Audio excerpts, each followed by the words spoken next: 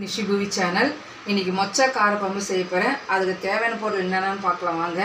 இது வந்து கத்திரிக்காய் உருளைக்கிழங்கும் அரிஞ்சு வச்சுருக்கேன். உங்களுக்கு தேவையான அளவு நீங்கள் போட்டுக்குங்க.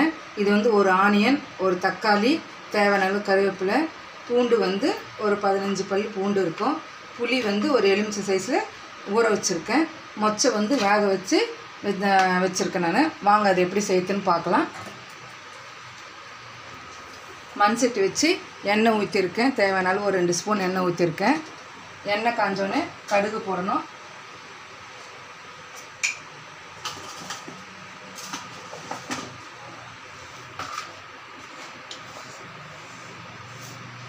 கடுகு, சீரகம் ஒரு 1/4 ஸ்பூன் போட்டுக்குங்க. வெந்தயம் ஒரு 1/4 ஸ்பூன் போட்டுக்குங்க. கடுகு வெடிக்க ஆரம்பிச்சிச்சு. வெடித்தோடனே ஒரு 4 லீஃபுக்கு கருவேப்பிலை போட்டுக்குங்க. பூண்டு வந்து போட்டுக்குங்க. ஆனியன், தக்காளி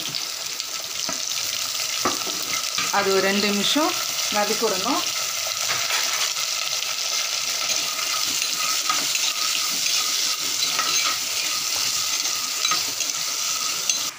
வெங்காயம் தக்காளி ஒரு 2 நிமிஷம் வதங்கிச்சான் பார்க்கலாம் வாங்க.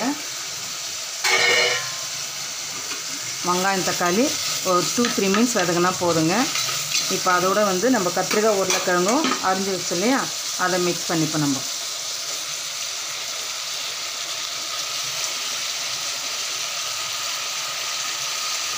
இது கூட உங்களுக்கு தேவைன்னா முருங்கைக்காய் கூட போட்டுங்க. என்கிட்ட முருங்கைக்காய் இல்லை. முருங்கைக்காய் போட்டாலும் ரொம்ப நல்ல டேஸ்ட்டாக இருக்கும். வேக வச்ச மொச்சை இதில் நம்ம சேர்த்துக்கலாம். நான் வந்து ஒரு 5 பேர் சாப்பிட்ற மாதிரி செய்கிறேன் நான். உங்களுக்கு வந்து எத்தனை பேருக்கு கூடவோ குறைச்சோ பண்ணிக்கோங்க. இது உப்பு போட்டு ஒரு 2 நிமிஷம் மூடி வைப்போம் நம்ம. ஏன்னா அது கொஞ்சம் காயெல்லாம் கொஞ்சம் வதங்கணும். ஒரு 5 மினிட்ஸ் வச்சு பார்க்கலாம். ஒரு 5 மினிட்ஸ் ஆகிடுச்சு. வாங்க காய் எப்படி வதங்கிருக்குன்னு பார்க்கலாம். காய் பாருங்கள். இப்போ 5 மினிட்ஸ் மூடி வச்சுன்னு ஓரளவுக்கு வதங்கிருக்கு. இந்த டைமில் வந்து நம்ம குழம்பு மிளகாத்தூள் போட்டுட்டு ஒரு 10 நிமிஷம் கழித்து புளி கரைச்சல் ஊற்றணும் நம்ம. வாங்க தேவையான அளவு மிளகாத்தூள் போடலாம். இது வந்து குழம்பு மிளகாத்தூள். இது வந்து தனி மிளகாத்தூள் போடுறவங்க வந்து 1 ஸ்பூன் மிளகாய்த்தூளும் 2 ஸ்பூன் ஒன்றும் காரத்துக்கு ஏற்ற மாதிரி தனியாத்தூளும் போட்டுக்குங்க. நான் வந்து குழம்புத்தூள் வந்து 1.5 ஸ்பூன் போடுறேன் நான்.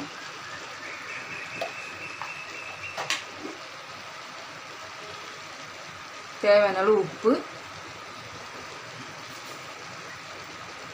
தண்ணி வந்து தேவையான அளவு ஊற்றிக்குங்க. இது ஒரு 10 மினிட்ஸ் இந்த காயெல்லாம் வேகணும். நம்ம 10 நிமிஷம் கழிச்சு எப்படி இருக்குன்னு நம்ம பார்க்கலாம். ஃப்ரெண்ட்ஸ் 10 நிமிஷம் ஆயிடுச்சு. காயெல்லாம் வெந்திருக்கு. நல்லா அந்த மிளகாத்தூள் அந்த இது வாசனையும் போயிருக்கு. இப்போ புளி கரைச்சல் ஊற்றிடுவோம்.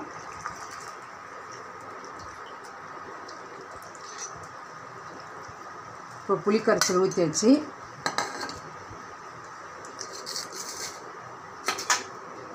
இப்போ புளி கரைச்சல் ஊற்றினதுக்கப்புறம் ஒரு 10 நிமிஷம் கொதிச்சதுக்கப்புறம் நம்ம இறக்கி வைக்கணும். இப்போ 10 நிமிஷம் கொதிக்கட்டும், அப்புறம் பார்க்கலாம்.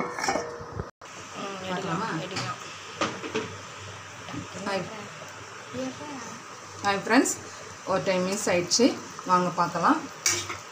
இப்போ நல்லா கொதிச்சிருச்சு. இப்போ வந்து இறக்குற ஸ்டேஜில் வந்து கருவேப்பிலை கொத்தமல்லி போடணும். என்கிட்ட கொத்தமல்லி இல்லை, கருவேப்பிலை போடுறேன். இங்கே பாருங்கள். இப்போ காய், அந்த உருளைக்கிழங்கு, மொச்சை எல்லாமே வந்து ஈவனாக வெந்திருக்கு. இப்போ உருளைக்கிழங்கு, கத்திரிக்காய் எல்லாமே நல்லா இருக்குது. இப்போ இது வந்து சாதத்துக்கு போட்டு இது வந்து சைட் டிஷ் எதுவுமே தேவைன்னா இதில் இருக்கிற காயை வச்சு சாப்பிட்லாம். நீங்கள் ஒரு முறை இதை ட்ரை பண்ணுங்கள். ட்ரை பண்ணிவிட்டு கமெண்ட் பாக்ஸில் கமெண்ட் கொடுங்க. ஃப்ரெண்ட்ஸுங்க ஷேர் பண்ணுங்கள். தேங்க்யூ. பாய்.